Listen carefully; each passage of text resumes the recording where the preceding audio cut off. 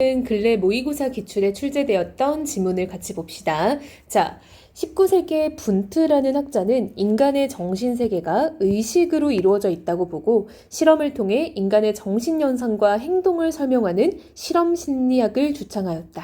이때 여러분, 이 실험심리학을 주창했다라는 말 친구들 처음 보죠? 이런 거는 뜻풀을 찾아놔야겠죠? 보통 우리가 학교에서 내신 문제로 이 지문을 변형할 때는 어휘 문제를 가장 어려워해요. 그래서 이런 거는 뜻풀이를 꼭 찾아놓읍시다. 자, 이때 의식이란 깨어있는 상태에서 자신이나 세계를 인식하는 모든 정신작용을 의미한대요. 이런 건 정의죠.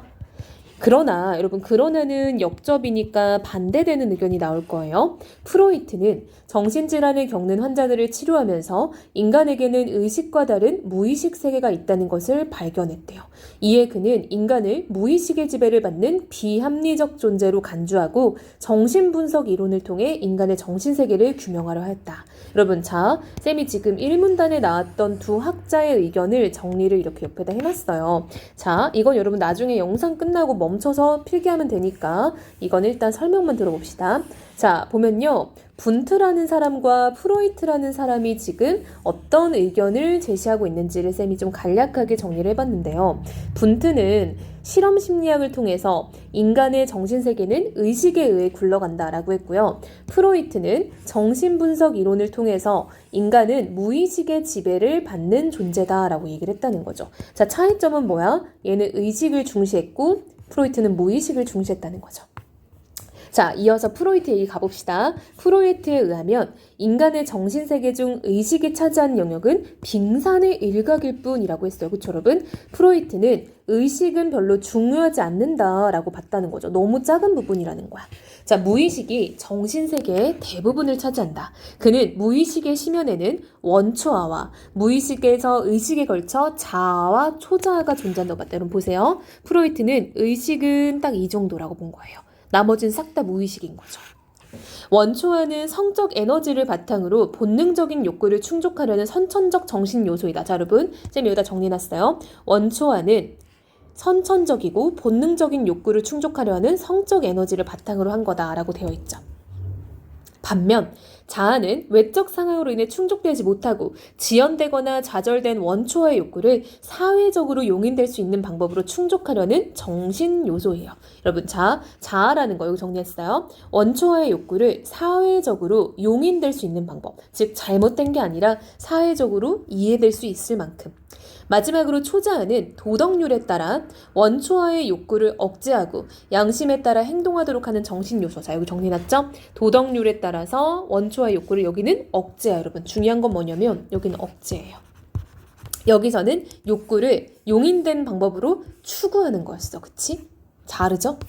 자, 이는 부모의 종교나 가치관 등을 내재하는 과정에서 후천적으로 발달한다. 이러한 원초와 자아, 초자아는 역동적으로 상호작용하면서 개인의 성격을 형성한다. 가령 예시죠. 원초아가 강할 때는 본능적 욕구에 집착하는 충동적인 성격이, 초자아가 강할 때는 엄격하게 도덕을 지키려는 원칙주의적 성격이 나타난다. 자아는 원초와 초자아 요구 사이에서 이를 조정하는 역할을 하기 때문에, 자, 이유죠? 근데 쌤이 여기다 보라색을 칠해놓은 이유가 있어요. 뒤에서 알게 될 거예요. 정신적 균형을 이루기 위해서는 자아의 발달이 중요하대요. 만일 자아가 제 역할을 하지 못하면 정신 요소의 균형이 깨져 불안감이 생기는데, 자아는 이를 해소하기 위해 무의식적으로 방어 기제를 사용하게 된대요.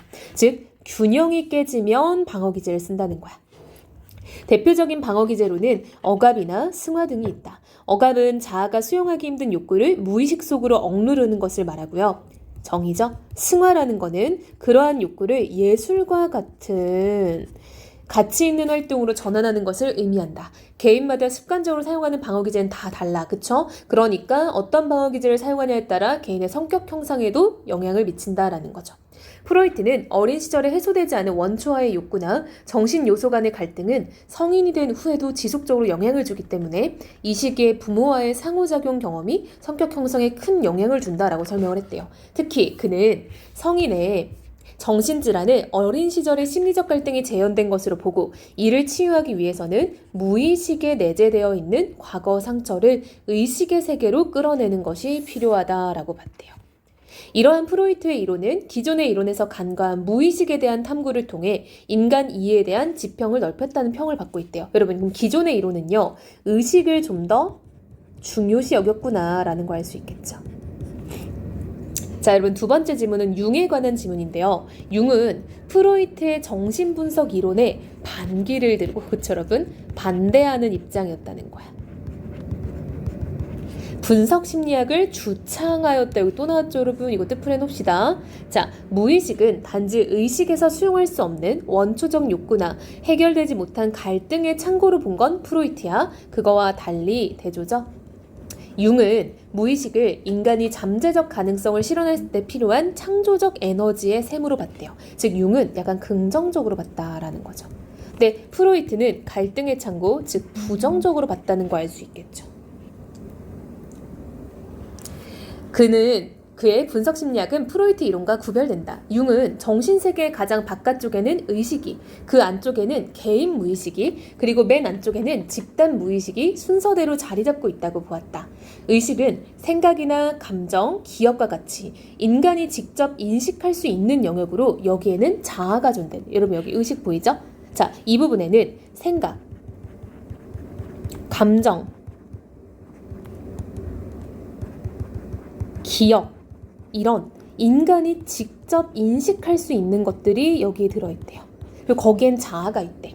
자아는 의식을 지배하는 동시에 무의식과 교류하며 이를 조정하는 역할을 한대요. 여러분, 자아는요, 의식도 있지만 무의식과 교류한다는 거야. 의식과 무의식의 교류를 하고요, 이를 조정하는 역할을 한다라는 거죠. 여러분, 여기 쌤이 지금 보라색 쳐놓은 거 보이죠? 자, 우리 앞에서도 보라색 있었어. 자, 여기죠? 자, 이건 뭐야? 프로이트죠? 프로이트가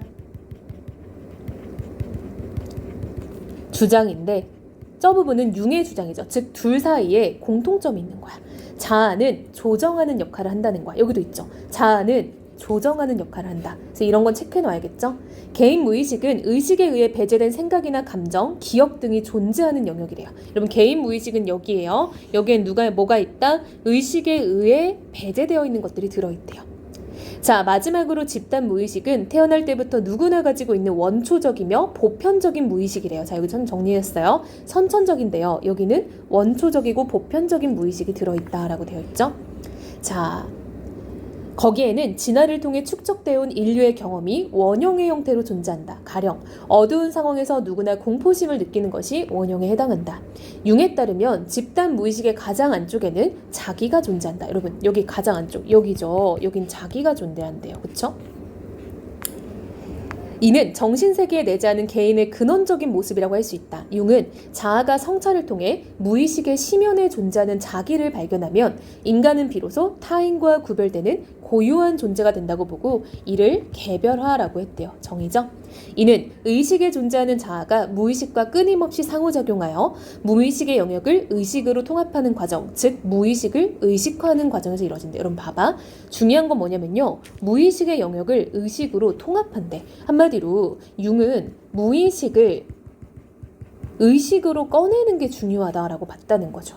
이 과정에서 자아는 자신의 또 다른 모습인 그림자와 대면하게 돼요. 여러분, 그림자라는 거는 어디 있다? 여기 개인 무의식에 있던 거죠.